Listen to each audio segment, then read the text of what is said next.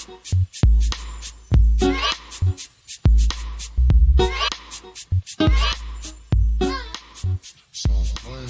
is the Stop Playing podcast with Sham and Shaka. I'm Sham. I'm Shaka. What's up, Sham? I'm doing okay. How are you, Shaka? Doing well. I'm doing well. It's dog days of summer, as they call it. Oh, yeah? But, dog days? I believe so. D-O-G, dog. But we got some well-needed rain over the last couple of days because we were in the middle of a heat wave. You were in D.C.? Yeah, definitely. Because where I am, we are not short of any rain. We have storms literally every other day. It's ridiculous. Well, yeah. So over the last couple of days, we have no, I'm talking weeks for us. Oh, okay. Nah. Yeah, it's been crazy over here. In this part of Maryland. Guys, yeah. So Sham must be hundreds of miles away from DC. Nah, sometimes it feels that way, but it does feel that way, but it's really not even that far, which is like the funny part. It's not at all. But distance doesn't matter when you're listening to the podcast. So guys, make sure you are telling your friends about our podcast and where they can find us, which is on pretty much every podcast platform there is. You can chop it up with us on Facebook at the Stop Playing Podcast, and also on IG at the Stop Playing Podcast, and on Twitter at Stop_Playing Pod. Absolutely. And we're about to, we are on the verge of directing all traffic to one location, making it very easy for everybody. Are we though? Probably yes. Man, you in this, are we though? Is it though? You know, guys, I'm going to just pull the curtain back. She's been doing this since right before the show today. And yeah. So I know it may seem like, I just like the way I sound when I do it. Yeah. So I know it may seem like I'm just jumping out there for that one, but that's probably about the fifth time I've heard that within the last like 30 minutes. So anyway, but it's okay though. It's okay. So the answer is yes, we are. But are we? Anyway, keep going. So yeah, I wanted to shout out, actually, speaking of where you can find us, I want to shout out this guy, Benji Emerald. He sent us a message on Facebook today. And he basically was like, he misses sports. And, you know, we all kind of miss sports. And he asked us specifically, what are our favorite sports? So I told him, yours is NFL football. And I hope I'm correct on that. You are. And mine is college basketball. Yep. And I wondered, because I think we did talk about this like early on in the show. And for those that are new to us, I mean, I guess that's a question that they would want to know, an answer that they would want. So I'm glad Benji Emerald came out and asked us that, because that's a solid question. Yeah. And I think the last time it came up was when we did a preview show. And you know, I jumped out there. It was like, this is our favorite show to do. And you were like, well, I enjoy it, but this is really like more so yours talking to me. And, but yeah. And I bring that up because we're right around that time of year again, as we talk about, and it'll be a special show definitely for 100 different reasons. But Benji, good question. And yeah, hopefully we bring the same energy to all the sports and all our topics. But yes, we definitely have our favorites. No question about it. Yeah. But good question. Yeah. Send your questions. Look at that fan feedback. Benji, you get the first. Yeah. Actually, I think we've got some other feedback that we may have shot back and trolled. So you guys don't get on the show. Benji, you're on the show. Speaking of feedback, make sure you guys, when you're listening on Apple Podcasts or iTunes, that you guys leave a review. That'll get us more listeners, and then we can put out more content. Absolutely. And when you listen to us on YouTube, subscribe to the page. Subscribe everywhere. Definitely. Anytime you listen. So we're looking for that. We got our 50th subscriber on YouTube today. Oh, nice. I know. I actually, the person asked me, should they subscribe? And I told her, so her name's Kat. So she's going to get a shout out. I was like, you get the honor. It'll be like that Facebook clock that they had in the Social Network. One day we're going to be counting down to 1 million. Excellent movie. Yeah. Oh, man. Yo, I watched it again the other day. Spectacular. Oh, Jesus. From start to finish. The production, the score, everything. Excellent. I know you like the score. Of course I like the score. Exactly. That's what I said. So it's been a busy week as always. On August the 14th, Friday Night Lights, guys. We're back in business. And Sham, I mean, let's just start with the big news we've been asking for, right? We've been asking for it. We got the news. The person, as you know, has not been my choice. Yeah. But this is where we are. So is Joe Biden, Uncle Joe, has finally announced who his vice presidential running mate is going to be. And he has selected Kamala Harris. Yeah. So you talked about, and look, we both talked about Kamala Harris. It's not anybody, we couldn't even pretend to hide what we felt about her, which is why I nor you didn't feel the need to really engage in social media about it, because anyone who wants to know what we think about Kamala Harris can come to this podcast. We've been extremely transparent about what we believe about all the candidates. We went through the debates. I mean, at times you probably were like, why are we going through all this mire, quagmire rather? And I agree with you. There were too many. Look, my big concern was how she ran her own campaign. Mine as well. Exactly. And we talked about that on the verge of her dropping out.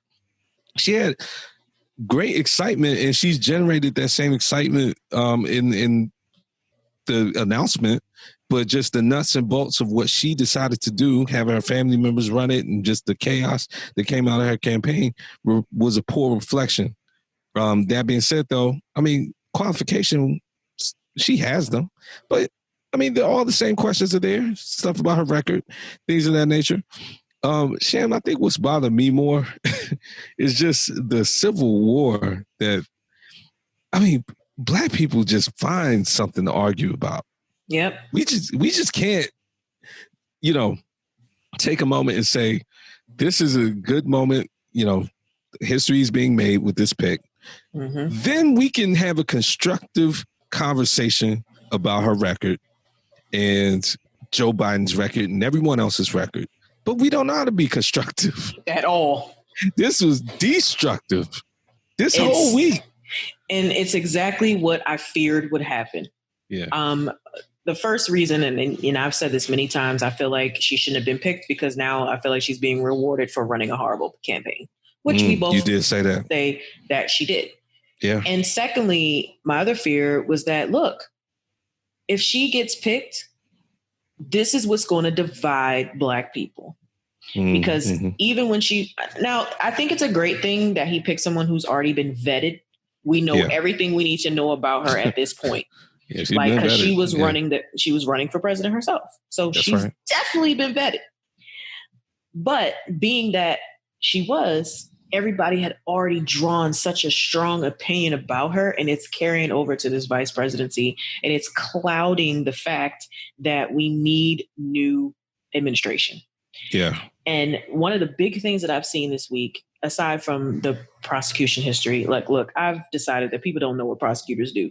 Because, I mean, if they put people in, it's the job. Yeah, like, put people in jail. The police arrest them, they try the case, the judge decides on the sentence. Like, Stop sitting out here acting like she was single-handedly putting Black folks in jail for dumb reasons. No, they was getting arrested for dumb reasons. So, that's my opinion on that.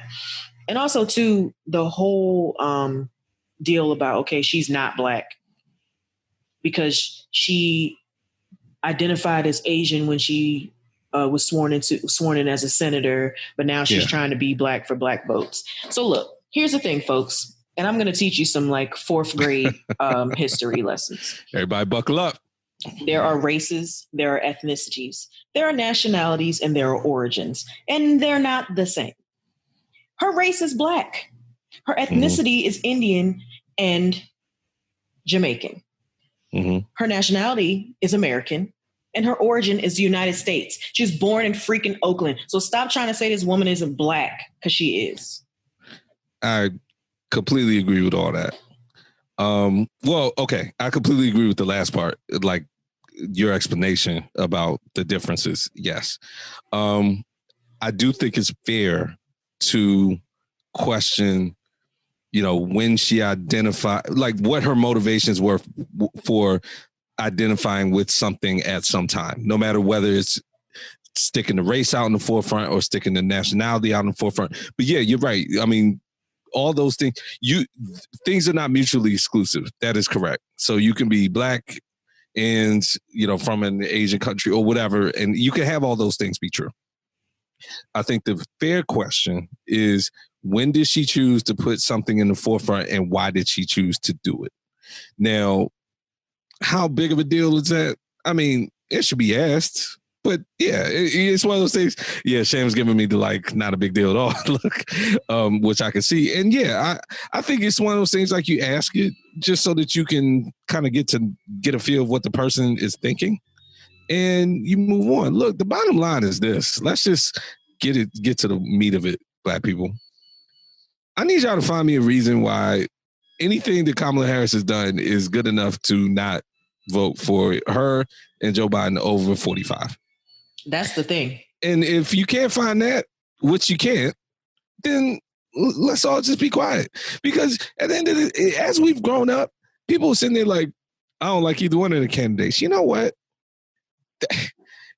And then people say, oh, well, we should have more parties. You can have 100 parties, and there could be 100 candidates. And there will never be a perfect candidate for each individual person. There's always going to be something that people disagree with. You choose the best candidate in the field out there. And you know what else? If you don't like it, go run for office yourself. Yeah. And that's it. And then other than that, yeah, go ahead. I'm in a group on Facebook, and the question was posed. It's an HBCU group, like people who have gone to HBCUs. Mm-hmm. So a lot of members, thousands. I bet it is. And someone posted, who are you going to vote for? It's like a poll or something. Like, I'm a Black man and I'm going to vote Republican. I'm a Black woman. I'm going to vote Democrat. Like, it was like that. Okay. And then somebody added, I'm not going to vote at all. And so there were probably about 16 people that said they weren't going to vote at all. So, they got called out. And this one lady said she was like, look, I don't like either one of them. I'm not voting for president. I'm just voting for the locals, because voting for president does nothing for us. Right. That's not true. Because Joe Biden has said that if he wins, he's going to appoint the first Black female to the Supreme Court. That's huge. Right. That is huge. So not voting for the presidential part of the election is just irresponsible. I'm so glad you said that. Things like that need to happen. I'm so glad you said that. Republicans despise, traditional Republican establishment people despised 45, but put him in there specifically to put Supreme Court justices in there. And I remember them saying, we're going to swallow this pill. We're going to hold our nose, all the little cliches you want to say, because we get him in there and he keeps that promise. He will appoint those Supreme Court justices. That's all we care about in the discussion. And they will vote for him again, because hopefully this doesn't happen, but Ruth Bader Ginsburg and everybody, she's sick. They will vote for him again, because they'll realize, okay, well, we might have the opportunity to appoint yet another one. We can get 3-4 people in there under him. And we'll hold our nose for everything else. That's why I don't trust these polls at all. So Black people and everybody else, you want to argue about Kamala Harris, that's another subject for another time, in terms of you want to dissect the record, especially, you know what, save all this for when she's running for president, which will be in 4 years. No matter what happens, right? Well, some people think Joe Biden ain't even going to last 4 years and she's going to end up president. Now, see, that's just, I don't even want that kind of sentiment to come out of my mouth. I understand the man is old, but let's all take a step back and be human beings. But I do think that it'll come to it.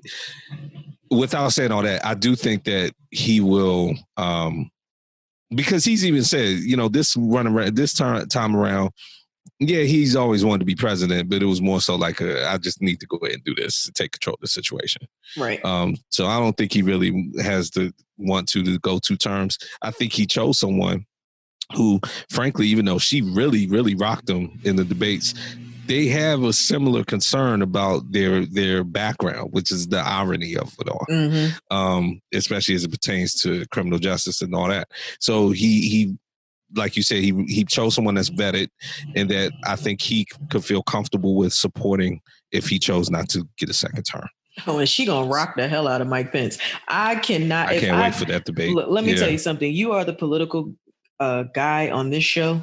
But when I tell you, I saw it when he selected her. I said, look, when October what? I ain't gonna have to. You're gonna jump out there like, guys, the debate's coming up this week. I'm gonna watch it. That's the thing I'm always doing, right? Okay, yeah, all right, good. Yeah, that is gonna be interesting. You know, Sham, remember this is the last thing I'll say about this. Remember we were talking about Secretary of State, and you were like, I had to look up who the Secretary of State was, Pompeo, because he hasn't really. It took me 30 seconds at least to remember that Tim Kaine was Hillary Clinton's running mate. That's how insignificant he was to that campaign. And what makes that even worse is Tim Kaine is from here. He's local. Bro. And I knew who he was before that. Bro, consequently, I literally asked my aunt the other day, because we were talking about this. I was like, I don't even remember who her running mate was. Yeah. And we were sitting in a circle like, yeah. And she was like, I know who he was, because at the time, everybody was like, why the hell would she pick him? Because he certainly didn't help her campaign. Nope. And literally, we had to Google him because that's how insignificant he was. Yeah. And he's from Virginia. He's from Northern Virginia. I knew who he was before that because I remember him in Virginia politics. And at the time, I was like, all right, I've seen him locally. He's fine. And then he just crashed and burned. Excuse me. And the reason I bring him up. He's whack. Yeah. And the reason I bring him up is because, to your point, going into the debate with Pence, I knew Pence was formidable and he knew what he was talking about and he could lie like a rug and do all that, but the man is a politician. Mm-hmm. And then I remember going into that debate and coming out of it like, well, Pence won that. I don't have to agree with him to know that. So the one thing you needed to do to add to this campaign, because Pence brought legitimacy to 45, so you got to go at him to undercut 45, and Kaine didn't do it. I was like, she need to drop him, get somebody else. But I think, to your point, Biden got someone, and I think Biden knew that. Mm-hmm. And Biden got someone that says, okay, Pence is one of the main people. Pence is running the show with the coronavirus response. And even when the governors, and we're about this leading right into where we're going, and even when the governors criticize 45 and they say the federal government hasn't done anything, and I've seen Hogan do this, all of them, Cuomo, all of them, they'll be like, boy, the government doesn't do anything and blah, blah, blah, and the president doesn't do anything. Now, that being said, we had a call with this morning, and Mike Pence has done a great job, and he's trying to organize this and do all that. Like, they be giving them props, even when they just completely trash everyone else. Wow. And, yeah, I've seen him do that. Hogan does it all the time. He'll say, Vice President Pence, he led the call this morning. He's been in our corner. Anything we've asked for, we've gotten from him, and da-da-da-da-da. So the point being, Pence, and we've called him the cleanup man. 45 or whoever told him to choose him, they knew what they were doing. And I think Biden knows that a lot of people question at this point how effective he'll be as a leader. And I think if nothing else, Kamala Harris has shown you, whether it be a debate, whether it be a hearing or whatever, she's going to present herself. She's going to have her facts straight. She's a prosecutor. She's going to be able to get things done. People may have a problem with her record and want to ask questions, but there won't be a problem with her ability. They've been showing that clip a lot where she went after William Barr. Oh, yeah, and crushed him. And that's a good clip because, I mean, if you looked at this last hearing with Barr, I mean, Barr is the type of dude, you better have your facts straight when you come for him because he doesn't care about anybody. He'll be up there and be like, yeah, I did that, so. And you got to have somebody like Kamala Harris like, no, so nothing. I will make sure you go to jail or whatever. Now, the other thing about Harris, Sham, so that was the black response. Then we get the birther stuff. Oh, yeah. Yeah. So you laid out where she was born. So she was born in Oakland and all that. So, of course, already some stuff trickled out. And this will lead right into our next story. Some stuff trickled out this week where people were questioning where she was born because of her mixed background. So the same, I mean, it's ridiculous. So the same stuff that people tried to do with Obama, they're trying to do with her. Now, how this leads into our next story. Time for our 45 round robin. Oh boy. Oh boy, indeed. Because Sham, we were gonna do this. We were gonna do this anyway. And I'm sitting here working. These are the best times when you sit here working. Normally 45 does his press conferences around 5-6 o'clock. They call him a coronavirus briefing, and like somebody on CNN says, we shouldn't even call him that anymore because he comes out there, he'll say like one thing about the virus, and then he turns it into a campaign. Oh, it's campaign briefing. Yeah, it's a campaign briefing. So not only did he do that today, but he went a little early and came out around 1:30. Like, it caught everybody by surprise. CNN had to like cut a commercial and come back, and he was in the middle of it. So, Sham, 45 comes out there, and the press conference is like 10 minutes.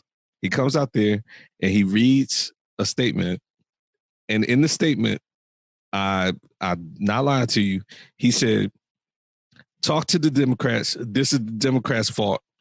At least 10 times. Like, he kept saying it. He said, so we need PPE, we need benefits for people who are unemployed. None of this got passed. Talk to the Democrats. This is the Democrats' part. And he kept saying it. He said it like 10 times. You could tell. That was a speech where I was like, actually, I think you wrote that yourself. I don't think anyone wrote that. Or he was just coming off the dome. It's just like, you know what? Blah, blah, blah, blah. Democrats' fault. I mean, either you're coming off the dome and you're doing a good job of acting like you're reading something, or option number 3, your speechwriters have gotten to the point you must have the perfect speechwriter. Like, I can see what kind of mood you're in. I'm going to just keep this speech real simple. Yeah, I think the speechwriter was on vacation. Yeah, because, I mean, it was ridiculous. Now, I will also say, so this is newsworthy. This was a small bit that I forgot to add. The president's, I believe, younger brother was hospitalized today in New York. So we don't really know exactly what's wrong with him, but we know he's in the hospital. And I will say this, even though he did some wild stuff at the press conference, which I'll get to, he did look a little subdued. He was asked about it. He'd been 45. He was asked about it. He was just like, I have a good relationship with my brother. He's in the hospital. I'm hoping he gets better. And they kind of left it at that. And the reporter was nice. She was like, how's your brother doing? Is he okay?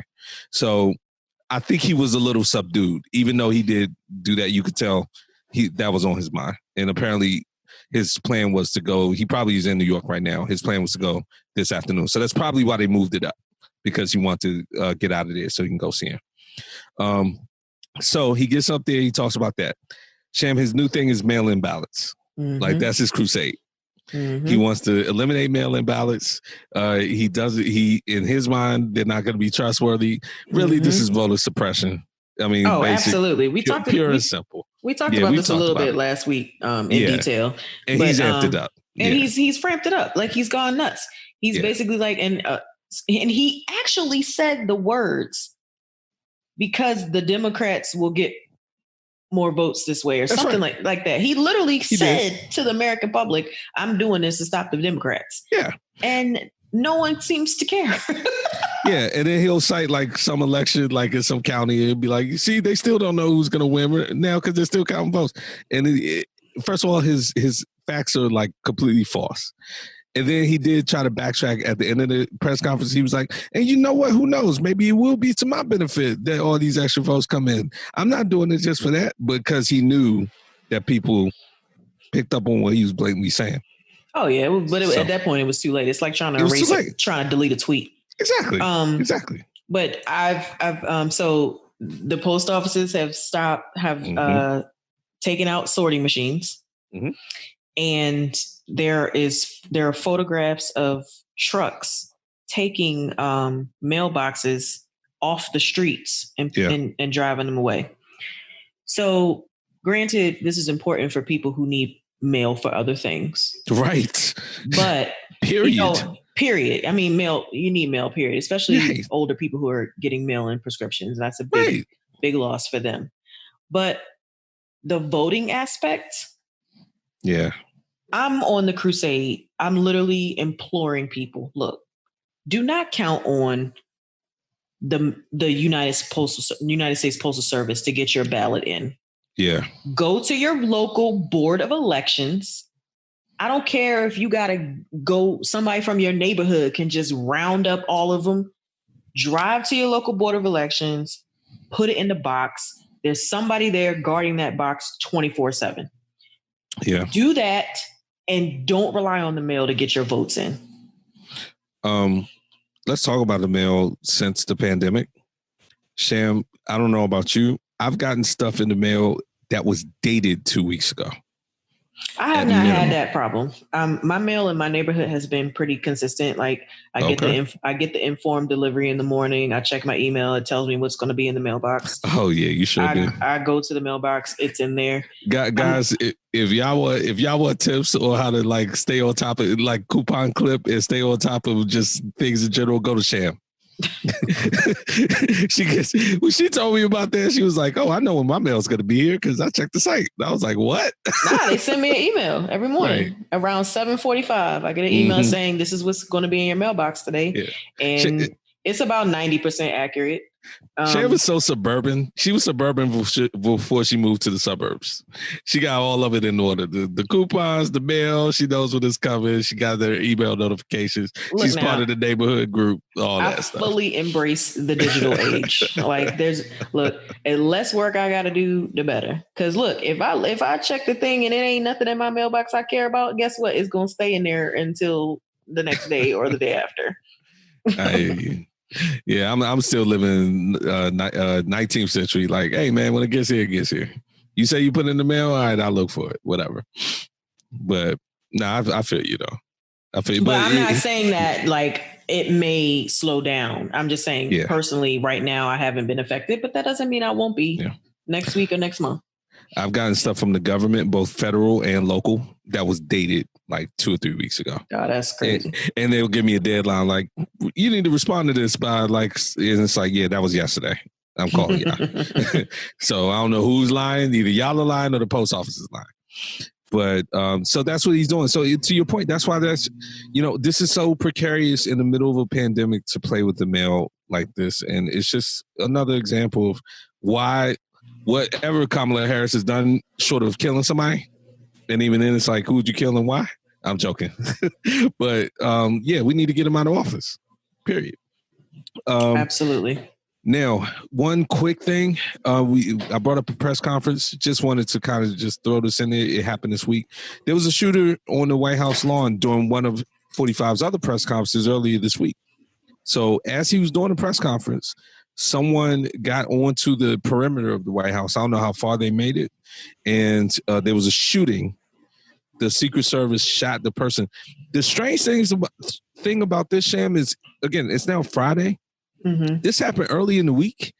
Besides that day when it actually happened, a couple strange things. 45, they ushered him. They came in there. The Secret Service came in there while he was speaking, and they told him he needed to get to a bunker. So they ushered him off the podium.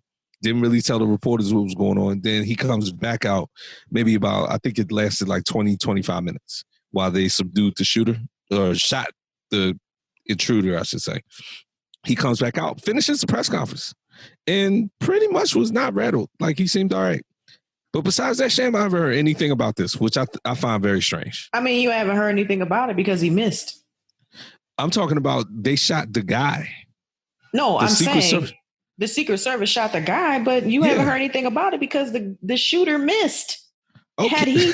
Had he shot his target, we would have been hearing about it all week. And I'm only assuming that his target was Donald Trump. Of course it was. And I understand what you're saying, but I do think it's significant that, number one, somebody got past the perimeter, like they got relatively close.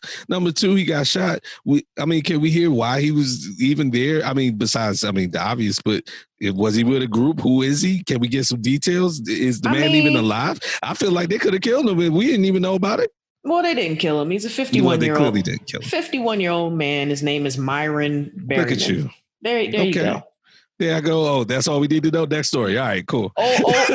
Old Myron missed, so it didn't become a story. Yeah, I mean, look, they tear gassed a bunch of protesters for getting like 100 feet away from the White House. Well, yeah. So this guy got closer than that and got shot. Well, this guy didn't care about social change, so that's why. Yeah, he didn't say Black Lives Matter. He just wanted to take a shot. So that was pretty much the bulk of the 45 news this week, besides taking shots at Kamala. He called her nasty. As always. Every woman is nasty to him. Yeah, playbook. I dare him to expand his vocabulary in the next 3 months. I just do. Sham, this man came out today during the press conference and said she was very nasty, this, that. He called her a man woman. He said that. He said, I don't even know why Biden picked her, which, I mean, I see what he's saying. He was like, he goes, I watched the debates. I mean, they were extremely boring, but I watched them, and she was killing them. I mean, I did laugh at that part. Yeah, she was killing them. And then he was like, besides Pocahontas, she was killing them the worst. He said that at the podium. And then after that, he goes, but again, I don't understand why he picked her. I mean, I wouldn't pick somebody who went down like that. I mean, she went way down, like, and she just dropped out. Like, I didn't drop out. I was against 17 other people, but I still stayed in. Yeah. Look, he basically called her a quitter, and he's like, why did he pick a quitter? He did. He turned into a campaign rally, but he's been insulting her, and he's been trying to breathe life subtly into this birther thing. So that's been his week. What he should have been focused on, to the benefit of the American people, is trying to get the stimulus package going. Really, this isn't a big story. We were on the cusp of it in our last episode, so this is really just kind of putting a bow on it. Congress has gone home, so there will be no stimulus relief for the American people during the coronavirus pandemic. No $600, no $400. Go home. And that really was sort of the thrust of 45's press conference today, which is like, this is not my fault. This is Democrats' fault. That's basically what he was trying to say. But meanwhile, people are going to suffer from this as they now try to get their kids back to school. So we were on the cusp of it before, but I think they were like on the verge of trying to work it out. But now, at this point, there will be no working out. I think they'll be back the third week of September. I am still waiting on the first stimulus. So poo-poo to all of you. You didn't get your check? Hell no, I ain't get that shit yet. Sham, you need to, put your letter writing powers to work. I've been letter writing. I've been phone calling. Get your money. Dice. You didn't get your first check? No, that's why I don't give a shit about this second one, because I ain't got the first one. You know what? Stop Playing Podcast family. We gonna do something about this. We gotta get Sham her well-deserved money. Exactly. Yeah. Let me find out. Now, speaking of the virus, just a couple wrap-up things real quick. Sham, Russia came out with Vladimir Putin came out. Just the clown out the box was just like, hey, everybody, we have a vaccine. Point blank, period. The crazy thing about this vaccine that he claims to have, he's like, I gave it to my 2 daughters. Fool, why you ain't give it to yourself? Right. What? So, Vladimir Putin, you've proven everything we said about you, because you gave it to your daughters. If it doesn't work, then they die. And then, okay, let's try something else. Exactly. Yeah. His daughters are young. They didn't really need to take it. Your old ass should have took the shit to see if it works. I can see him being like, hey, sit down, take this virus. Sit down, take this vaccine. God. Well, what the needles? I said sit. Daddy, why don't you love us? Yeah. Why don't you take it? Don't ask me any questions. Take it, and then go out and tell everybody that it works too when I tell you to. Yeah, that's his version of a whooping. But in all seriousness, he's for real just jumped out here.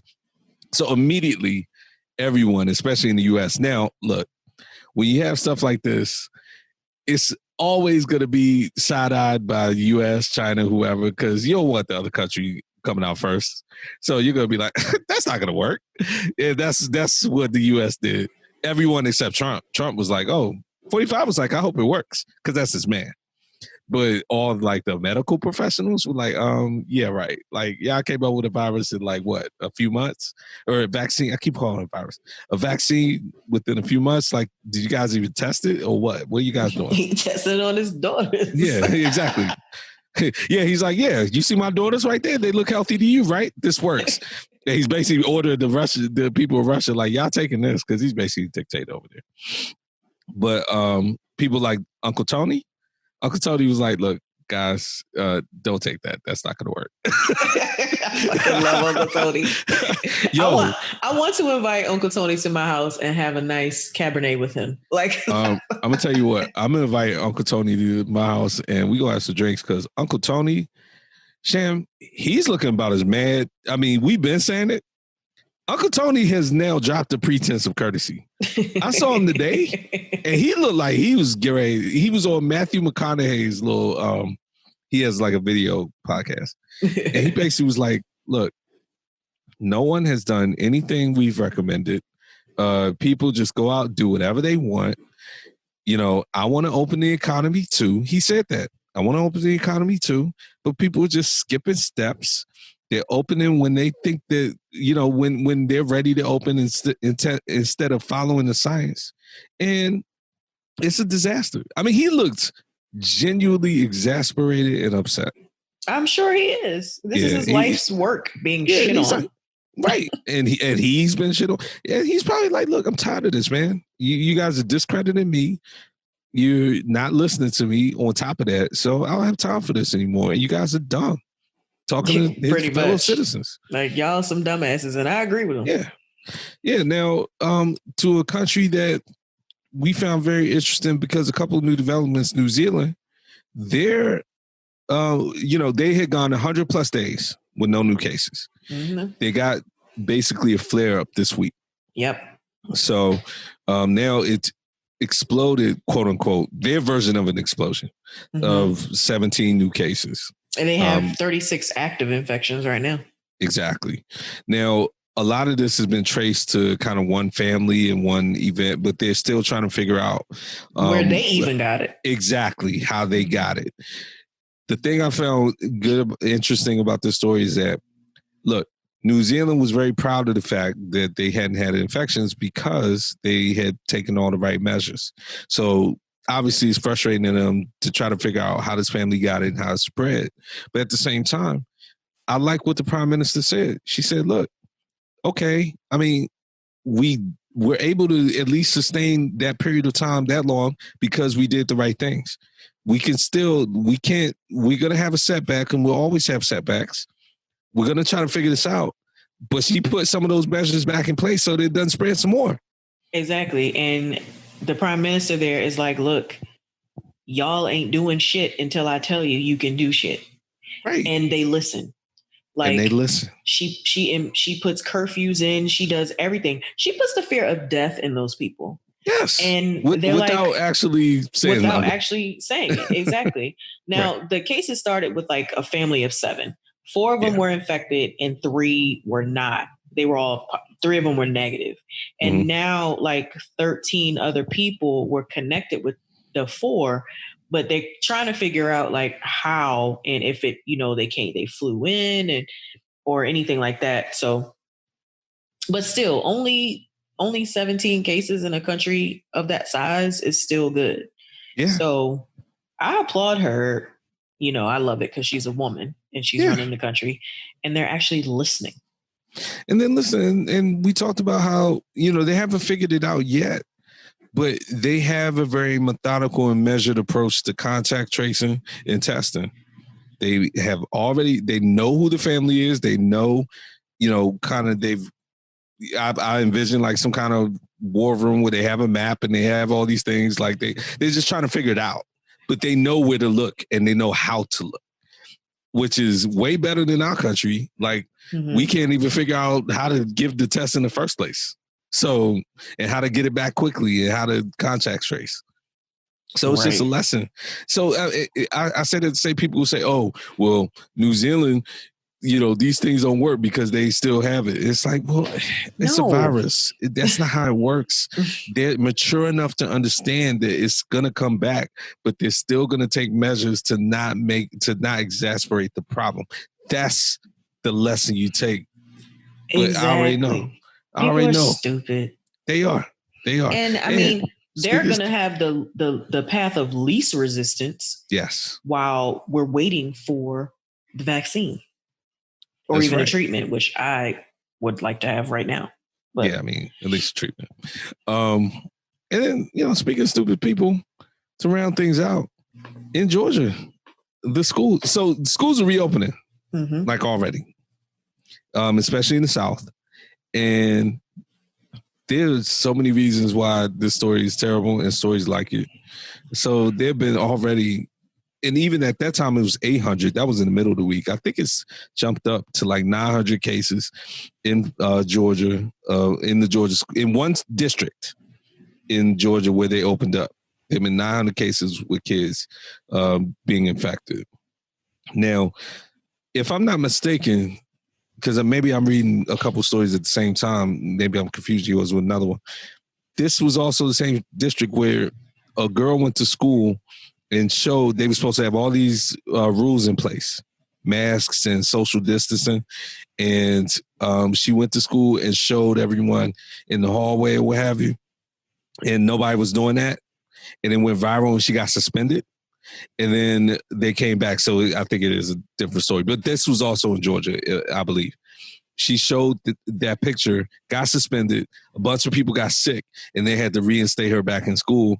And people calling her a hero. Because she was like, yeah, why am I coming to school when everyone's out in the hallway, nobody's doing it, everybody's packed in his like sardines. She got suspended for doing that, but then everybody got sick. And she was correct. So if it was not connected with this, I believe it was. Yeah, that was a different story. Yeah. But I remember hearing about that as well. Yeah, it's the same principle. And this is why, I mean, we just talked about Putin and we were joking with that, with the vaccine. But here in America, we are literally using children as guinea pigs on how bad is it going to be just to put everybody back and go back to business as usual. Yeah, and put people in school. My thing is, like, why are kids in school right now anyway? Like, it's freaking August. I mean, in the South they start early though. I remember that. Yeah, I told you my family from South Carolina. I used to spend summers down there, and they would be getting ready to go back to school like way earlier than me. That's crazy. Because I mean, we normally don't go back around here until either the day after Labor Day or the week before Labor Day. No, they go back early. I remember they used to get ready for school in August. That's crazy. Yep. I know, right? They back in school before college students. Right. Yeah, I remember that. I used to be like, y'all get ready for school already? Yeah, and then I'll be like, all right, well, I might as well go home because y'all ain't gonna be around. But yeah, so bad note there, but we'll see how the school thing goes. One last thing that's related to this, I saw the CDC guy. He was talking about the fall, not so much flu season, but just season in general. And he said this is going to be the worst fall in living memory because we're already dealing with the pandemic. You don't know that. Okay, well, he doesn't know it, but I think he's given a dire assessment based on data. So I don't want to be pessimistic, but I'd rather be pleasantly surprised than he be wrong. Yeah, how about that? Yeah, how about it? So that's all the political news and world news we got for tape. Let's get past this. Shan, we got some interesting stuff in entertainment as always, don't we? Let's get into some fun stuff. So there's been a lot of fodder about this Fresh Prince reboot. About last year, there was a gentleman who made a trailer about like a more serious, gritty Fresh Prince of Bel-Air. And back then, people were questioning, is this really going to happen? No, it was just a fan who had some creative juices and decided to make a trailer. So fast forwarded to now, Will Smith got a hold of it, and now they are actually preparing to air this reboot of the Fresh Prince of Bel-Air. So that's a cool story, right? You see these on YouTube all the time where you have fans do, fan tributes and stuff, and a lot of them are very good. Like they'll get you thinking it's the actual studio at first. Well, that's what people were thinking about this one. Yeah. Yeah. And the fact that Will Smith, look, Will's had an interesting summer, to say the least. So maybe doing his pet project is taking his mind off some personal stuff. And look, to your point, when we talked about the reboot last year, I think we both, if I remember correctly, were more leaning against it. In the sense of like, why would you want to be involved in rebooting your baby if you're Will Smith? But this quote unquote serious take, I'll definitely at least watch it out of curiosity, if nothing else. I did read about it, and look, I guess you have even the Fresh Prince original was a comedy, but they dealt with serious issues. Yes. Mm-hmm. And if you think about the premise of taking somebody out of, a lower to middle class situation, putting them in a situation, fish out of water element, the racial element, the whole thing, you could definitely make a serious show. But man, I mean, I don't know, Sam. You used to be the person to always say you like less dark stuff. I don't like dark stuff that comes out of funny stuff. Somebody was like, "How y'all gonna start dark?" Right. Somebody was like, "How y'all gonna make Carlton serious?" Right. Or even Hillary. Right. Come on. Honestly, making Hillary serious is scary because it's like the only reason Hillary was tolerable was because it was a comedy. Mm-hmm. Like making somebody like that in a serious world is like, come on, man. But also, it's a reboot, not a remake. So there's probably going to be some elements that are different. It may not even be like Will coming from Philly. It could be a whole new kid in whole new situations. So I'm hoping that's what they do. Look, Will Smith's involved. So here's the good news. I think this is a situation as it's developing. If he doesn't like the direction, it gets shut down because it's his. So that's one good thing. And it's not like he's just an actor trying to jump in and he needs money or something like that. This is his baby. So obviously it's not going to get done without his sign off. And hopefully that sign off is good. The great thing about this is that all the original people are coming back. Like the creators, the executive producers, all the people who made the first show are coming back for this show.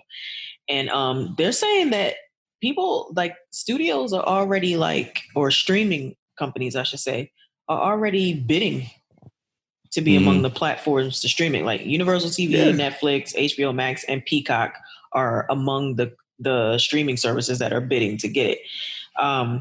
And so I always knew that Will and Jada had their own entertainment company. It was called Overbrook Entertainment, named after his high school, Overbrook High School. But they're saying that this is under Westbrook Studios, which I guess they kind of formed. And now like the old company is in the umbrella of Westbrook. Okay. So they must be planning to do much bigger things if they've just kind of formatted like a new company. So that's pretty interesting as well. Which, from the global view, kind of puts the Red Table Talk in perspective too, doesn't it? Mm-hmm. Because it's like, all one big media hype machine. Get yourselves back in the news by any means necessary. Feed into it, which I think we all had a suspicion of at the time. And I can't be mad at it. Get your money. Yeah, so, as you were talking about this, you made a statement. You said they're bringing everybody back.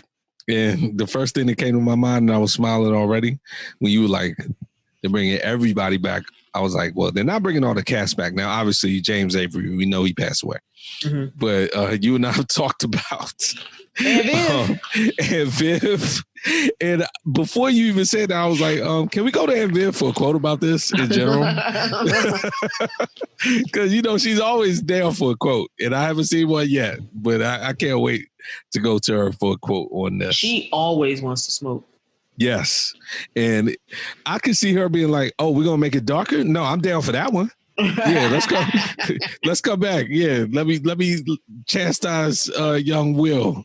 Ooh. Matter of fact, I want to see Will Smith on set, and so we can talk about what we're going to do about the show. The double entendres there. Yeah, exactly. So I was thinking about that as you were talking about it. But no, I can't wait for this though. Again, last year wasn't excited, but with details, I'm good. And congratulations to Morgan Cooper, who created the trailer, because his kind of fanboy situation has turned into an employable opportunity. So that's awesome. Now, speaking of creativity, we have the last bastion of one of our favorite stops in the 90s, Blockbuster Video. Blockbuster Video. Wow, what a difference. That's right. Look, a couple of things you and I were talking about on the show. Younger listeners, please don't go around telling people that you know where Blockbuster is and stuff like that, because we all know there's only one Blockbuster in the entire world. All right, not just the country. It's in Oregon. And it's the last Blockbuster store. It's privately owned, clearly, because the company basically doesn't exist. But they kept the same format, the same blue and yellow sign, same setup in the stores. You can even go in, you rent the movies, all that stuff. Please Be Kind, Rewind. That's Blockbuster. All of that. So what Blockbuster has decided to do, or that store has decided to do, is just for this weekend, I believe, offer Airbnb. So they teamed up with Airbnb, giving the residents of that town, and I'll look up the town in a second, but give up the residents Oregon? That's it. Give the residents of that town an opportunity to spend a day or two in the Airbnb where they have free access to any movie they want. And they made it sound like somebody from Blockbuster would actually like come in and, provide the movie if it wasn't in the store and all that. And they set it up as, you're not sleeping on the floor. Like, they set it up as an actual living space. They bring a bed and sofas and all that stuff in there. It looked like a sleep study to me. It does look like sort of a lab where you would sleep, but when I saw the picture, it's a pull-out bed too. I guess they're like, look, man, this isn't the Ritz. There's only so much we can do. But look, they already, just the simple fact that they've been able to maintain this store in this town shows that the people think outside the box. So this is just another promotion, but it got a lot of pub. I saw it in like a national article, national newspaper. So they're just very creative in finding ways to continue to make money. And look, it's a nostalgic thing. People remember Blockbuster. I do, fondly. So it's a good thing. It's never going to come back because of streaming, but yeah. Yo, it's an old rear projection TV too. It's like the old big screen square TV with like 480p on it. Yeah. It's not even like, this is an homage to like way back when TVs were big boxes and you had to wheel them. Yeah, before Netflix and chill, guys, it was Blockbuster and chill. If you weren't going to the movies, so you could either go to the movies or you could rent something for Blockbuster and go back to the crib and watch the big TV on the big box with the, fat behind that you can move. Yeah, nowadays you could lift up a TV and take it. Man, back then if you were like, yo, we're going to move your TV, it's like, well, what? No, I did so many things to my TV before we started recording. Like I turned it, pushed it, pulled it, tilted it, like with ease. Yeah, buying a TV at a store was a project. It's like, I'm gonna need your truck for that. Yeah. Anybody got pickup? Right. Yeah, y'all gonna help me with this. So but it's cute. It's a cool idea. I think it's a very, very cool idea. It's only open for the residents of the town. Well, I mentioned that before, because that's nasty. They're gonna have to sanitize that thing. What's that? Nasty? That's a strong word. Just to do the Airbnb. Well, notice that I used it appropriately. You did, as opposed to our president. Hopefully not for much longer. But yeah, so good on Blockbuster. That was good. Nice little story. Now, some not nice stories for entertainment. We got some celebrities acting up. Yeah, it's funny how money changes situation. So there's been a lot of heat coming from Lauryn Hill's daughter, Selah. Yeah. She's the second child of Lauryn Hill. As the older folks will remember, her first child's name was Zion. She wrote a song about it. It was pretty big. And so what we also know about Lauryn Hill is she had that phenomenal album, The Miseducation, came out in, I want to say 97, because I think 98, because she got all those Grammys in 99. Yep. She was the first woman to kind of like sweep the Grammys. Mm-hmm. And since then, she's kind of like fallen into obscurity, except for those times when she was supposed to show up at concerts, but actually didn't or came really late. Right. She was better known for that than for music. Right. And for like most of, Lauryn Hill's life, her children have pretty much been in relative obscurity. You don't hear a lot about them. But this one came out and was like, yo, this is how it was to grow up with Lauryn Hill as my mother and Rohan Marley, son of Bob Marley, as my father. Right. She explains it as trauma, dealing with the fact that her father was absent and her mother using disciplines as means of control. Now, look, Black families, look, I know for me personally, my mother was a disciplinarian. My dad, all he had to do was look at me and I wouldn't mess with him. But my mom, I would try her sometimes and she would be the one that would lay it down and like beat the hell out of me if I needed it. And that's not something uncommon within Black culture. But she said that she would Google what it was like to have a father. Yeah, that's deep. That's deep as hell. Yeah, that's like, okay. And although she calls her mom an amazing woman, she says that she would spank them to no avail. Like she was always angry. And for me, I kind of feel like part of that was the fact that, and I've said this all like constantly, over and over, like, when Lauryn Hill met Rohan Marley, it was like her mind just went crazy. It was like she was so far up his ass, like I don't even think she could breathe at times. And obviously that's hyperbole, but yeah. Like I think a lot of the resentment and the anger that she had that her children were feeling is because Rohan didn't love her the way that she loved him. And then we found out after a long time that Rohan never married her because he was actually already married or something like that. It's something crazy. Yeah, I mean, it's a mess. It's a big mess. I thought about, so obviously we talked about this a little bit. I thought about Lauryn Hill and what you just said. And I firmly believe everything you just said. I agree with it.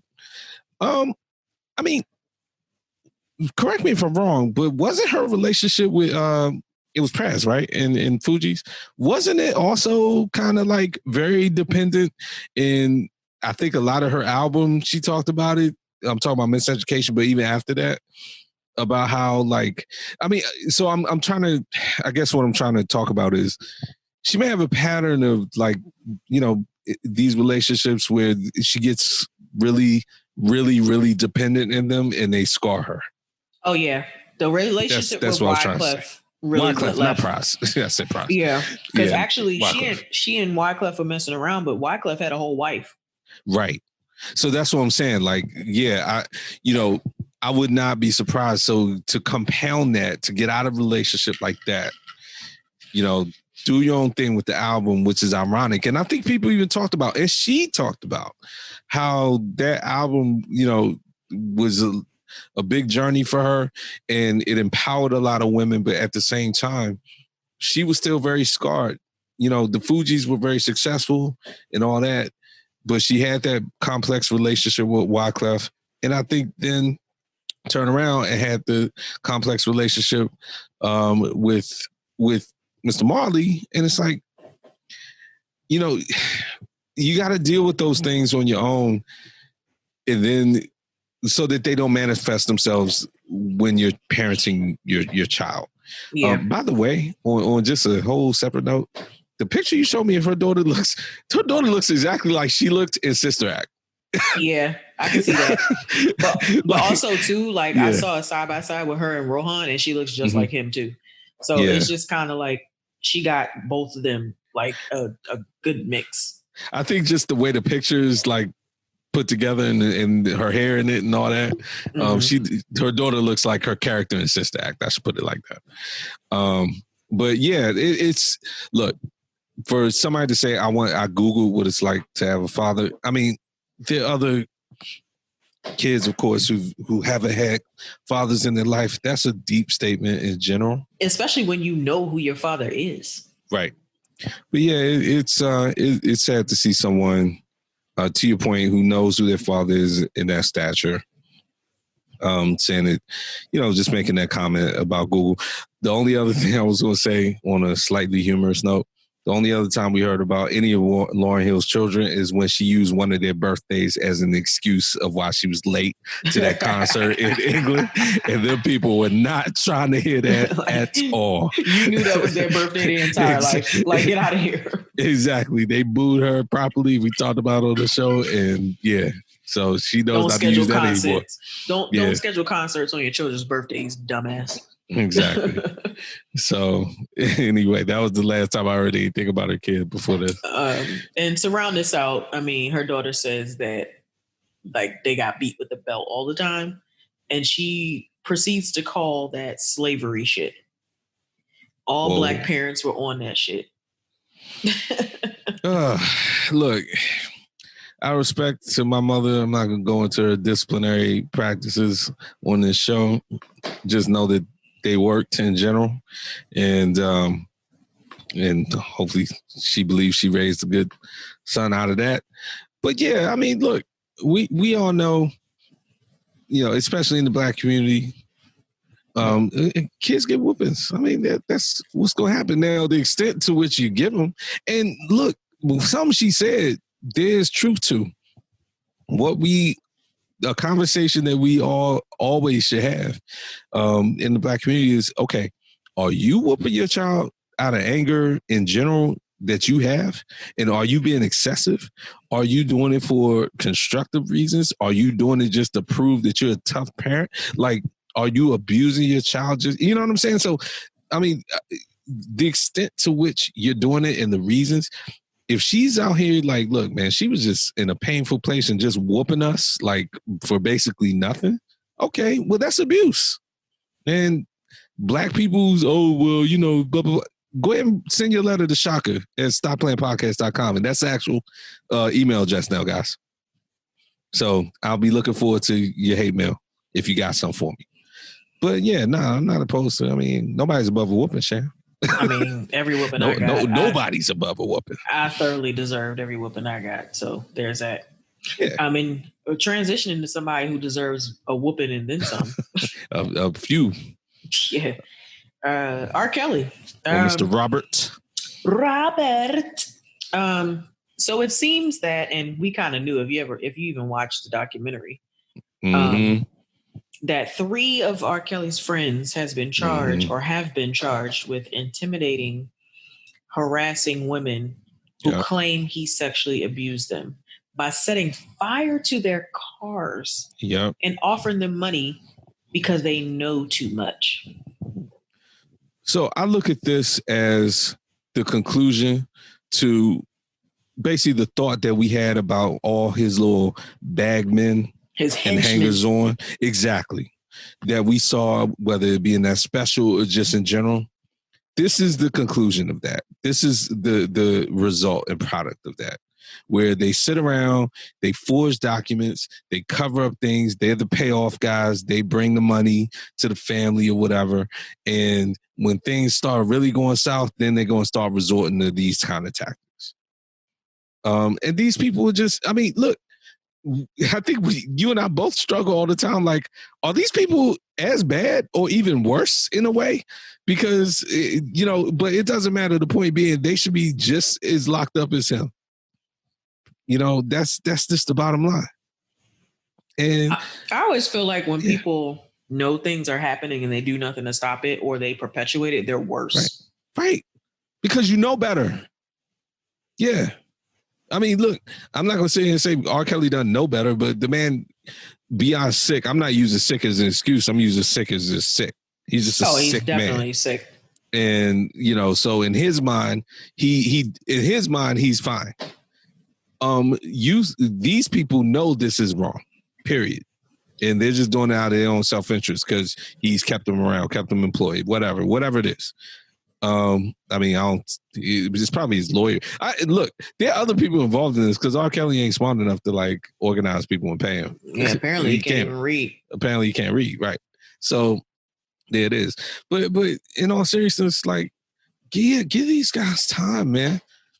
This is no different than when a mob boss is on trial and his henchmen go around intimidating people. Once you get caught for witness intimidation and stuff, you get locked all the way up. Mm-hmm. And that's what I want to happen to these people. Oh, absolutely. Definitely. But yeah, I think I'm glad you sent me that story, and I'm glad you did, because our instincts about these people, I mean, they just cause such a visceral reaction on their show. Again, I'll never forget that guy smiling, talking about how he doctored Aaliyah's paperwork so that she could get married to this dude while he knew she was pregnant at 15 years old. Like, dude, you should be in jail. And I'm pretty sure, I'm not even going to say this guy was one of these people, but they definitely are on the same ilk. So yeah, lock him up. Now, that's bad behavior. Can we talk about, we talked about Kamala, that the whole civil war in the black community, and black people always got to get something to fight about. So Sham, what in the entertainment world did black people find a way to fight about this last week or two? Wow. I like how you made the peace sound. I like how you made sure we all know what we talking about. All right, so look, Cardi B and Megan Thee Stallion, which, good for her to have some good news. I mean, she's still recovering from her gunshot wound, but she and Cardi B made the WAP song and then the video. And Sham, again, anything causes a civil war in our community, doesn't it? I mean, two women can't just make a song and a nice little video. Well, nice, okay, a video, and get the party or whatever, and get some adult lyrics out here. I mean, this is who Megan Thee Stallion and Cardi B are. This is why we love them.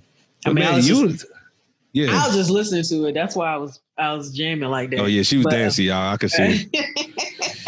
Yeah, I was being professional and walking through the laying out of the segment. I mean, look, it's a dope song. I'm not even professional, so I'm not even going to Yes, we are. I'm not perpetuating that lie. But yeah, so look, get the fuck out of here. Like, people that are complaining about this are people who are our age, who grew up with Foxy Brown, Lil' Kim, Adina Howard. They were a freak in the morning and a freak in the evening. Mm-hmm. And now they acting like clutching the pearls and, oh my God, I can't believe how vulgar. Like, go to sleep. Yeah, I mean, guys, what are y'all talking about? Especially dudes clutching the pearls, like, word? Yeah, same dudes that was up at 3 a.m. watching fucking Tip Drill on like After Dark. After Dark. Yeah, and like dudes like me who had posted a hardcore in his room. Mm-hmm. Yeah. Now y'all got children, y'all want to act all brand new. Yeah, shut up. Yeah, it's been a lot of hypocrisy. And when I say civil war, and obviously you grab the mic on this. Black women, I've heard a lot from this week. So you have this, where this is an entertainment thing, but there's a lot of hypocrisy, double standards on this. And then going back to the Kamala Harris pick, black women, I've heard are basically just like, look, man, yeah, whether it's black men or society at large, like we're feeling attacked and undermined here. So I wanted to just try to give you a space on that and get your thoughts. I guess specifically with this situation, I can see the perspective, because generally when things like this are presented, it's presented by men. And the outrage is thinner when men are out there because I mean, let's be fair. Like, the things that Megan Thee Stallion and Cardi B are doing in this video are done in videos that are led by men all the time. And, mm-hmm. I'm not saying that no one is offended by it, but I mean, the overwhelming majority just lets it slide. But I look at this WAP situation as a symbol of female empowerment. Like, look, we doing it on our own. This is how we feel. And this is what we want to put out there. And I don't see a problem with that. There was a big issue with the fact that Kylie Jenner popped up in the video, though, which people were like, oh, I was with y'all until Kylie showed up. She's such a cultural appropriator, blah, blah, blah. I said, but see, y'all don't even understand why it's important that she's in there. Kylie Jenner has millions and millions of followers. Yeah, this she does. Is a money opportunity for Cardi B and for Megan Thee Stallion. Aside from the fact that they're friends. Yeah. Like, what Black people aren't seeing is, okay, yeah, maybe Kylie is an appropriator, but guess what? She's a billionaire and she has millions and millions of Instagram followers. So guess what? Megan Thee Stallion and Cardi B aren't stupid. They know that if they put their friend and a cameo in the video, it's going to put more focus on that video, and that's going to put money in their pockets. I think people be so outraged all the time about stuff like that they don't realize that this is a money-making opportunity for the people involved. Yeah, I think slight devil's advocate. I agree with you in spirit. I think people take this sentiment too far. I think the sentiment is, okay, so you're dealing with an appropriator. Yes, you're going to use her to make money, but then in the end, you're setting everybody back because you're encouraging her appropriation, because what you're saying is basically, okay, well, you've been successful. Part of that has been because of your appropriation. I'm going to use you to help my success. So therefore, I'm tacitly endorsing your appropriation. I'm tacitly endorsing your appropriation, but I'm also looking at it as an opportunity to use your appropriation to get myself ahead. It's almost like you owe this to us. So let us just take it. Right. But I think that's where Black people are coming from. It was like, okay, good for you. But we, in general, you doing that is setting us back. Now, I just laid it out, hopefully in a very measured way, but I think most Black people take it too far. They're like, oh, we're just not going to support whoever, we're going to boycott or whatever. You know what I'm saying? I mean, you could question somebody and say, look, just understand that, you're going to get criticized a little bit for doing that just to fatten your own pockets.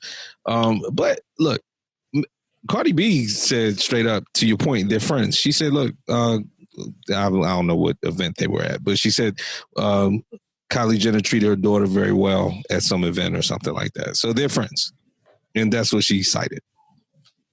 So clearly there's a business aspect there, but if they're friends, they're friends. I mean, it is what it is. One thing I forgot in the political thing real quick about the Kardashians and their husband, or one of their husbands. Mr. West has been meeting with Jared Kushner this week. Mm-hmm. Did you see that? I did. Yeah. Whatever about him, okay? Whatever happens, whether they stay together or not, get the help he needs or not, that's fine. Even when he gets it, I can't stand him. If he interferes in this election in any way, entertainment, sports, news, whatever, I got smoke for him. Because that right there, that's not bipolar. That's meeting with somebody. So. Well, he also got disqualified in a few states. So. Good. It's, it's just making a mockery of the election. Good. But interestingly, only one Kardashian is actually married. Right. And it's had a relatively successful one. Yeah. I mean, we'll see how the results come, but right. But look, yeah, back to WAP though. Great song. Look, Cardi B, I love Cardi B. I ain't even going to sugarcoat it. I've said it many times on the show. I fucks with her. I do. Yeah. I like her glow up. And one of my friends was like, I don't understand why people say they love her glow up. Like, she ain't nothing but a stripper who did well. And I said, you don't understand I understand what she's saying. I get her point. But you got to understand the context of which we have all gotten to know Cardi B. I mean, she came from Love and Hip Hop, and she was treated like shit by DJ Self on that show. So it's kind of like a huge slap in DJ Self's face that she's bigger than life now, because he tried to hold her down. He tried to stifle her growth. So that's why it's like when she wins, it's like, yes, she's winning. Because we watched that play out on television, and it was some bullshit. Yes. I didn't watch the show. I knew who she was. I think she's hilarious. She's like, funny. When she be doing interviews, she knows how to entertain. When she be doing interviews and stuff, like, it's like you can't even script that kind of stuff. Like, and the best thing about it is she's hilarious. Just being herself. Exactly. She is hilarious. Like, I've watched stuff, especially, I'm not even going to play. You know, I'm political. When she gets political, I mean, she be making sense, but it's hilarious. Yeah, the delivery is way off. She just know how to deliver. I mean, she be having me cracking up. Yep. Anyway. You ready to get into some sports? Always. We got sports going on right as we speak. Yeah, I'm watching the 76ers and the Rockets and the 76ers. Yes, and so am I. So I can't wait till we talk about the NBA. They are crushing the Rockets right now, but I feel not only they're crushing them, but I don't know if you noticed, but there's just all kinds of craziness going on out here. Yeah, it's a little silly. And James Harden, I'm gonna need you to holler at your barber because this is insane. So let's start with football. I mean, you sent me, you kind of, awakened me to this story, which is kind of hilarious. I was fortunate enough to catch this story right when it broke. And so therefore, by sending it to you, you caught it right when it broke. So long and short of it is, Mr. Kama Severand, and I'm mispronouncing that, but that's fine. Google's a friend. He tried to, he plays for, or he did play for the Seahawks. He did play for the Seahawks. The Seahawks cut this young man because he tried to sneak a woman into the team hotel. During, obviously, all the NFL teams are in camp now, and Sham, the report is he had her dressed in Seahawks gear. So essentially, the plan was to make it seem like it was two players coming in. Yo, career never even got started because he was an undrafted rookie. Yes. Yo, he tried to sneak abroad into the bubble. Now, here's the thing, and this is what I've been trying to tell people. People like, oh man, what was he thinking? COVID, all this. He horny. That's what he was thinking. I'm gonna keep it 100. Well, yeah, we all know what he was thinking, but I'm gonna keep it 100. Even without COVID, he probably would have been cut for this. When you're first at camp, the first couple of weeks, you're not. I mean, it's a for real camp. You're not supposed to have visitors and stuff like that. I mean, guys, even if the camp's usually local, it's like 20, 30 miles away or whatever. Guys away from their families or whatever. And then after a couple weeks, when they start doing preseason and all that, under normal circumstances, then they go home.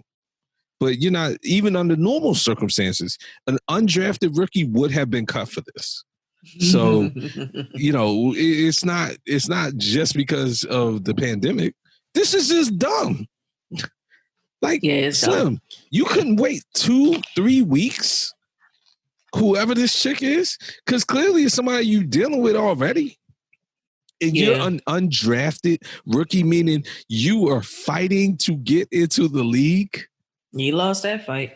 And Shorty was like, was it that serious? Yeah, because honestly, veteran players, their wives can't even come to camp. This is right what I'm saying. This is regular shit. Like, yes. And they be acting like they be gone forever. Like they be kissing them goodbye. Right. Sorry, honey. I won't see you in months. Like it's a real thing. And the camp's like 10 miles away. Right. But the goal of the camp, and again, I'm separating it from the pandemic, which makes it 100 times worse. But the goal of the camp is get the team in an isolated environment so that they can like mentally and physically prepare as a team. And this is from high school. I mean, this guy's been playing football presumably since Pop Warner. I mean, every team, especially football, has something like this. Mm-hmm. So you knew better. But it's like, dude, like you wanted something that bad? Like you had to have it that bad that you snuck Shorty? Matter of fact, I'd have been more comfortable if you got caught. You had to sneak her out to sneak her back in. You had to sneak out to sneak her back in. Right. So you should have just stayed out, did what you did, and then snuck back in. Exactly. Yeah, you going? I mean, don't they have roommate? Yeah, you know what? Whatever. They usually do. The rookies do. Yeah. Yo, she was a Seahawks gear though. Yeah, I mean, what was the plan? Was to make her put in a Seahawks gear? Like, who's she supposed to be? Exactly. Like, if everybody's accounted for, who the hell was she supposed to be? And how are they going to make her look like a football player? She couldn't walk in there with a helmet on because that would look stupid. Like, hopefully, Shorty isn't built enough where a helmet and all that makes sense. They try to make her look like the kicker. I don't know. Yeah. Yo, why you got your hand on the kicker's ass on the way in the door, Slim? Calm down. Because if you're that hard up for it, then yeah, y'all probably were PDAing all the way in the door. They got him on video. See, that's the worst part. They show you the video. Like, this is you? Like, hey, who is that, man? You can't fix stupid. No, you cannot. That's the caption. You know, guys, Sham, when she sends me stories, she'll send a caption with it. They'll pull him behind the curtain, and that was her caption for this story. And she's correct. So staying on football. Staying on football. And actually expanding to, so, you know, that was the funniest part of what's going on. But really, you know, I put Hard Knocks into the outline, but really it was more so just a commentary on where football is right now. So the preseason has started as of 2 weeks ago. We talked about Hard Knocks getting ready to come back on. Hard Knocks did premiere this weekend, and it actually, this week on Tuesday. And it actually answered a bunch of questions that you and I had about how football is going to handle this. We came into it thinking it was testing once a week. It's going to be testing every single day. Well, where are they getting all these tests? They're getting them every single day. The players, before they start practice, they go in there to get tested. They showed the whole thing. I mean, they went through it. And they had all kinds of staff there. Did they show them putting the swab up their nose? Yep. They showed it. They sure did. I'm about to turn it on right now. Sham, they showed that. They showed the guys get that test, blood test, and like a temperature test for a fever, where they just stick a gun, like a whatever. The one, the joint to your forehead. I love that. I want one of those. Yep. They showed that. And they showed the guys getting blood tests. You know, guys were scared of needles and all that. Yeah, boys are always scared of stuff, girls. Yeah, I ain't mad at that. I mean, you know. But they showed. I'll be like, look, put it in this vein. Let's go. Yeah, the nurses. Yeah, I mean, you're gonna laugh if you watch it. The nurses were like, I mean, why don't you just hold still? Like, exactly. Like, stop being so why don't you calm down? Yeah, the nurses was like, you want me to like count down or something? You know, they were like making fun of them and stuff. But they had a full staff of nurses. I mean, they basically were like, we're gonna be here every day. We're gonna test. We're gonna do whatever. They showed them wearing masks all over the place. So it was very interesting. So it's the Rams and the Seahawks, as we talked about, Rams and the Chargers, as we talked about before. Anthony Lynn, the coach of the Chargers, revealed on the show that he had COVID over the summer. I thought I saw that. Yeah, I saw that. I thought I sent you that story. Yeah, we didn't talk about it, but we didn't talk about it. But then what was weird was after the thing, people were like, "Oh, he revealed it." I was like, "Nah, that was known." Nah, it was known. But he did talk a lot more about like the process and all that. Anthony Lynn, though, I like him. I like him too, and I like him a lot more after watching this. He, I think in general, just his message. You know, when you watch Hard Knocks, you could tell the coaches who are kind of playing up to the camera and the ones who are just being genuine. I think he was being genuine. He clearly was cognizant of the fact that the camera was there, but I think that there was not anything that was different about how he was coaching the team. They showed, so one of the big things they showed was they all had a big Zoom meeting, like at the beginning, before they even got to camp. And so they show him setting it up and talking to them about how the season's going to be dealing with the virus and everything. So I bring that up to say, for somebody like me or us who is very concerned about how the NFL is going to handle the season, if you were to watch something like that and watch somebody like Anthony Lynn and the people on the ground, obviously the other coaches, not Sean Payton, Sean McVay, for the Rams, and see how they're handling it, you're like, okay, the people on the ground are trying to do the right thing. They're keeping social distancing. They're running practice. They're doing the best they can. Maybe, if it was just up to them, but then, Sham, you get the regular NFL. Then you get Jerry Jones saying, I'm going to have fans in my stadium all season. Well, he can go right ahead because Texas don't give a shit no way. Exactly. But then, Sham, how does this work? You're in that division. Washington. Dan Snyder already said, I'm not going to have fans there, which he didn't have to worry about that anyway. Yeah, they weren't coming. They weren't coming. But you as an Eagles fan, I don't know what Jeffrey Lurie has said he's going to do. But the point being, how can you be in the same division and one team says, all right, well, we're not going to have fans in our stadium, but then the same team has to go down to Texas for their game and fans all over the place? This is the kind of stuff that the NFL should have decided and had a unilateral policy about as a private organization, no matter where you live, up to this point, and they haven't done it.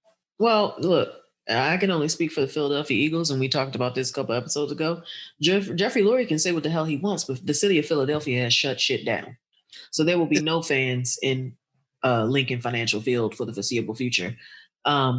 And this is where the other owners have to be like, look, if we're going to have 2 home games, we ain't coming to Dallas because that shit ain't working for us. Because obviously Jerry Jones doesn't give a shit about the safety of everybody involved because he's going to be in his box. He ain't going to give a shit. Exactly. And that's the point. You just made an excellent point. If the city of Philadelphia is taking it out of Jeffrey Lurie's hands, which is fine. So he doesn't even have to go on the record about how he feels because it doesn't matter. Mm-hmm. So fine. So if you play for the Eagles, you're like, all right, well, I'm cool here. We go to Washington for our game there. I'm cool there. New York, presumably same thing. Okay, but then we got to go to Texas. So to your point, the solution of, all right, well, we're just not going to play there. Well, that would be a good solution if the commissioner was on board, or if he just said, look, guys, because some of our cities are having this restriction, we have to go across the board and we can't have fans in any stadium. That way everyone can feel comfortable going from place to place. And to be honest, like we've stated previously in the past too, like, and this is general knowledge, the commissioner works for the owners. If you only have one Jerry Jones saying he's going to have fans and you got 29 other owners saying, nah, we're not doing that, Jerry Jones gets outvoted and you're done. Sham, thank you so much. And the reason I'm saying that, I had to have this conversation with 2 of my friends who I was sitting there and they were like, well, Jerry Jones is his boss. He's one of his bosses. Mm-hmm. Not his only one. He's one of them. Mm-hmm. And the reason I was so excited is because, this was a fresh argument. And it's like, it's just what you said. Jerry Jones, yes, he's a powerful owner and he's a vocal owner, but Jeffrey Lurie is just as powerful as him. The Mars and Tishes in New York, just as powerful. Mm-hmm. Okay, Bob, whoever, just as powerful. And you get all of them together, and they say, "Look, you're not gonna get our bottom line in jeopardy because you like to be out on TV all the time talking whatever you want to talk. Like that's not gonna work." And Goodell, you work for us. Don't let them do it. Exactly. But the fact that this hasn't been decided up to this point nullifies all the good feelings I have when I watch something like Hard Knocks. Because the NFL has 6 months to figure this out. This is the easy stuff. What are we going to do about stadiums? Like testing and all that stuff, that's hard. This is easy. They just sat on it and haven't made a decision. That's crazy. Now, sticking with that same subject of inconsistency, we got the NCAA with Sham. That was their theme this entire week. FBS, college football. So when we taped, we didn't know exactly what happened, but we both on the record like, look, man, how you going to have a college football season? Like, seriously? Like, like, what are you talking about? Well, apparently some people thought that way. It's kind of like the whole country. College football is a microcosm of the country, period.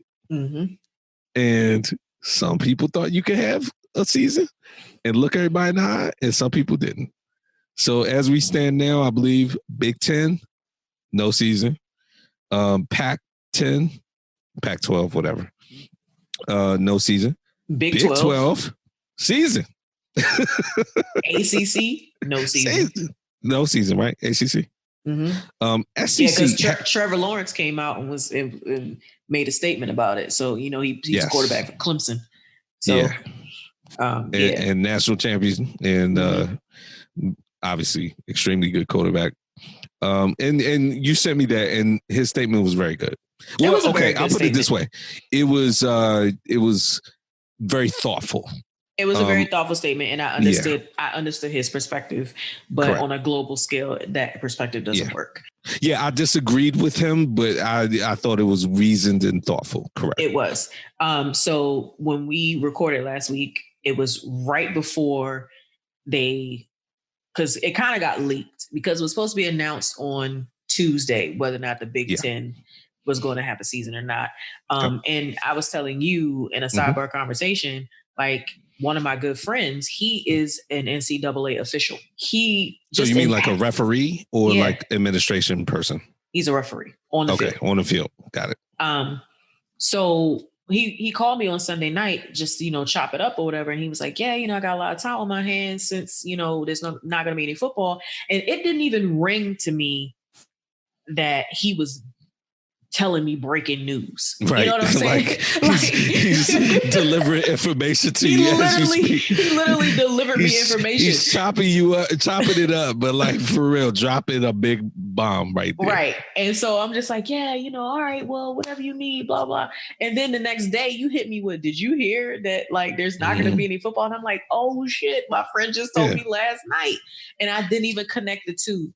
And so it wasn't even supposed to be announced until Tuesday afternoon, which it got leaked. And so Big Ten, which, rivals the SEC as like the two biggest conferences in the country as far as football is concerned. Correct. And the SEC needs to follow. I haven't heard anything going on in the SEC. But they won't. Because the Big 12, I think, gave you an appetizer of what the SEC is going to do. If you look at the Big 12 and you look at the demographic makeup of it, it's Southern. It's so the Big 12 is it's Southwest. It's Southern Southwest. SEC Southeastern Conference. And if you look at those states and you look at sort of the philosophy behind the treatment of the pandemic, I think the SEC they're gonna play. And matter of fact, the fact that the Big 12 is playing all but guarantees the SEC is going to play because they're not going to sit. They're not going to sit and not play if the Big 12 is going to play. They'll be like, okay, if they're going to play, then we're good. Big 10 won't know what's wrong with y'all. Whatever. Pac-12, and then they're going to be like, we're the best football conference anyway. We're the only people because that's how they feel anyway. They're like, we're the only teams people want to see anyway. So let's go ahead. Which is inaccurate, but, but that's how they feel. So, and by they guys, remember, I went to an SEC school, but my school's football record is terrible. Vandy's terrible. Yeah, they're like UConn out here. Yeah, and by the way, thank you. Correction. Last week I think I kind of just mixed a couple things together and heavily implied that UConn was a member of the Big Ten. Clearly they didn't make a member of the Big East, or they are back in the Big East again. Yes, they're after back having in the Big East. left. Which they never should have done. And matter of fact, y'all can take Syracuse back. I don't want them out. Get them out the ACC. So in short, football, the FBS is just in complete disarray now. The difference is the FBS, which is obviously just code for NCAA football, Division I. That's different from the NCAA period. And the NCAA period with the rest of the sports announced yesterday that championship games are going to have to be moved to the spring, which effectively means that the seasons for a lot of these sports are going to have to, or for their fall sports. So football, college football Division I is under FBS the football bowl series, I forget what it stands for. It's kind of its own entity, but then everything else in the NCAA is ruled by the NCAA. All the other sports. So Division 1 AA, Division 2, and Division 3. Correct. So they made Division the decision. 3, I don't even think has like a championship. Nah, they're kind of like high school, basically. But they're moving all that stuff up to the spring at minimum. So they announced that today or yesterday. So, I mean, inconsistency in that respect as well. But beyond that, quick update for Major League Baseball. Very quick update. We're about a quarter through the quote unquote season. And Sham, your Orioles are doing all right. Yeah, all right. I mean, they're 7-7. That's all right. 500. You're right. Yeah. You're accurate. All right. I mean, my national champion, my world champion nationals are below 500. So I would love to be all right.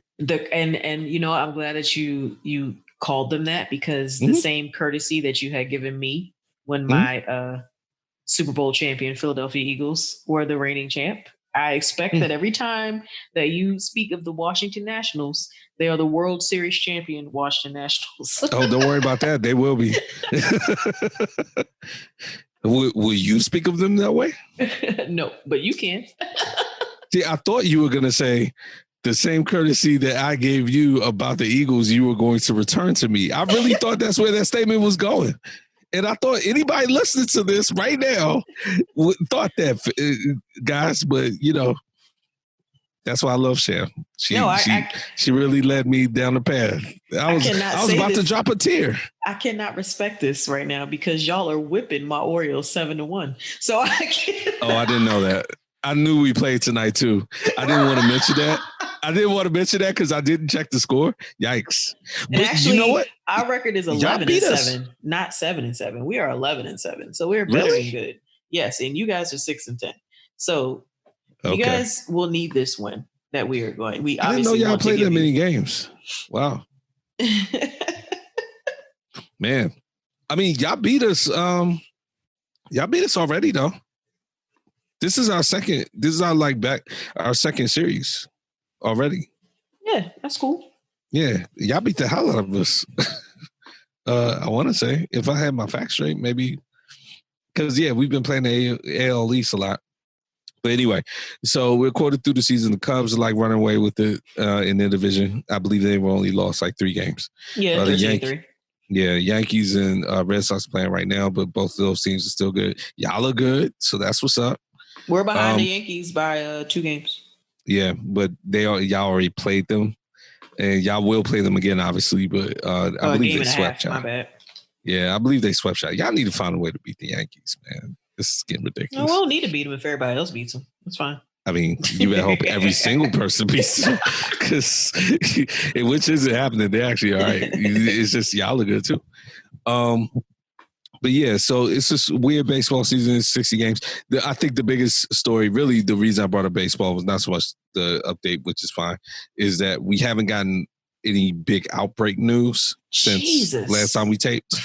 I'm sorry. I just looked at the TV and the 76ers. The fake fans? No, the 76ers are winning 114-79. Oh, yeah, that score is looking terrible.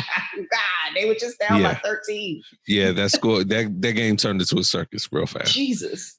But yeah, so there haven't been any big outbreaks since the last time we talked. And that was a big thing that we were talking about before. And I'm proud to say that my Orioles have not been subject to this outbreak mania. Mm-hmm. Yeah. So good job on them. Keeping it clean. Not going to party, because I believe that was a cause of one of the outbreaks, especially the Marlins. That's what Jeter said. We didn't even talk about that. He said they all went out or something, like to the club, and when they shouldn't have. You couldn't pay me to go out anywhere in Florida. Yeah, exactly. So finally, actually going to where we are now, watching the NBA bubble. So Shane, this is you were talking about this to me before the show. Is this the first NBA game you watched in a while? Yeah, in a couple of weeks. Yeah. And it's crazy because, I love basketball over anything else, specifically college basketball. But I've been reading like stuff in my news feed every day, and everybody's been posting about the games being on, and I'd be like, "Oh snap! I missed another game," and then I turn it on and it's over. So Yeah. I said on the last episode that I was going to make a concerted effort to start watching, because there's another podcast out there. It's like all women, and they talk about hoops. So I'm secretly hoping that one day I can like join them for a guest spot. So I should probably start watching basketball again. Shame you can't be like your eye can't be wandering to other podcasts. I feel cheated on. It's like we're going out for dinner and you like looking around. I mean, it's all women. It's all women who talk about basketball. Like, exactly. So I'm automatically excluded from this. That's like a steak. venture. That's like a steak dinner. I'm like craving for. You know what? Exactly. You see, this is the talk of a cheater. But anyway, I just thought that was funny. But look, the bubble games. This game tonight is not compelling at all. It was okay up to maybe the third quarter. Like 5 minutes ago. Yeah, I mean, this game just completely became unhinged. So obviously, it's Houston and Philly. The circus I was referring to earlier, there was a foul between Embiid and Harden, and so Embiid like went up and Harden like hard fouled him just to make sure he wouldn't be able to convert a and one. And Embiid got mad and like on the next play on the inbound, he just found Harden and like basically pushed him and tried to. Embiid is a clown. He tried to like he didn't push him like forcefully. He just walked up on him and like shouldered him, and then looked like, oh, what's wrong? It's like, dude, you're like 7 feet tall. You're 6 feet taller than this dude, and you like elbowed him almost out the way. And he fell like 5 feet. You're looking at him like, what? I ain't do nothing. You happen to be in my path. And then Harden like took the ball. He didn't spike it at him, but he spiked it at his feet or whatever. So they had a little something. But neither one of them is really. I mean, Embiid was hugging a cat at the beginning of the season on some like play fighting stuff. And I don't remember the last time I saw Harden fight anybody on the court. Have you remember that? Harden doesn't fight people. Yeah, he don't fight people. Right. A couple of big games yesterday. Dame Lillard and Portland played Brooklyn. So going into the game, Dame and Portland, they were 6-2. All right. So Dame Lillard has been called the MVP of the bubble for playing Portland. Balling. Yeah, for basically trying to play Portland into what will be the play-in game tomorrow. They had to beat the Brooklyn Nets. Mind you, obviously without KD and also Kyrie, but Brooklyn's been playing okay. Dang, I forgot KD was an actual person. Exactly. So this game was a barn burner, though. I mean, Brooklyn gave Portland everything they wanted. Dame scored, I want to say he ended up with 44. He hit at least 9 threes. He's been lights out. He had 61 earlier in the week. Got into it with Pat Bev and Paul George. Apparently, they questioned Dame time, so he got mad at that. Then they started going into family members on social media. And Dame and Paul George eventually squashed it. I don't know if Pat Beverly squashed it because he don't squash anything. Yeah, he don't squash anything. Right. But Dame had bars, though. I will give it to Dame. Because playoff P didn't come with the heat. But Dame was like, yeah, all right, y'all chasing championships. So how about y'all like fucking play for real? Yeah. I mean, people forget. I mean, Dame, look, he always going to bars for you because he gets in the studio. Apparently, if I'm not mistaken, he actually made a replica of a studio in the bubble. Nice. I did hear that. So he's still trying to, I mean, you know, he got to have his diss record time period carved out. He always got to have them diss records ready. Oh, shout out to Gary Trent Jr., former Duke player, out here dropping 16 last night in that game. Yeah. No, he was. I watched that game. It was a good game. It was a great game, actually. So Portland barely escaped them. They only won by one. Even if they win the play-in game tomorrow, that only gives them the number one, or excuse me, eight seed, yeah, to play the Lakers. So, but the Lakers have been struggling. LeBron, it only took LeBreeze a little while before he started calling out teammates and stuff like that. Even though AD has played well, he was just like, we need to get it together, which I've been saying. Breeze. Yeah. So, maybe this is just his motivational tactic. They basically had the 1 seed locked up before they even came in. I mean, they only had to win a game or two to get that. So they got that, and then they've been kind of having some ugly losses along the way. I was shocked to see Oklahoma City, throttle them like that. So that's been a big story too. Chris Paul. He's been playing great. We predicted at the beginning of the season that he would play with pride and have a competitive. Apparently, he's on a different diet. We talked about this. He's like a vegan now or some shit. Yeah, and we talked about it last week in terms of the diet and all that, but he's been looking good. Real quick on Houston, Sham. I guess we should just acknowledge Carmelo actually looks like he's been on some kind of regimen. I mean, but Carmelo plays for Portland. I said Houston, didn't I? Yo, Carmelo. Hey, you know what? I feel forgiven for that era. Carmelo been on too many teams. Yeah, because hard to keep track. Houston left him on the curb. So exactly. That's a fond moment for me on this show forever. Episode 15, Carmelo. But no, he looks all right. He was in the game last night. He had a couple big shots. He I think was like 5 for 12 or something like that. But still, he had 7 points in 37 minutes. It was something tragic. It was something crazy. Yeah. But yeah. But he made some big plays. So the bubble has, in general, lived up to expectations. And it's lived up to fan expectations, and the games have been good. Yeah. But I've been reading that a lot of the players are struggling with life, the confinement of it all. Like some of them are battling with depression, and I don't know. I mean, I feel like the teams always have psychologists, but I think now they've kind of ramped that up a bit. Yeah, I mean, it's an odd situation. I've been unforgiving with the players a little bit. Look, I know it's difficult to get away from your family like that.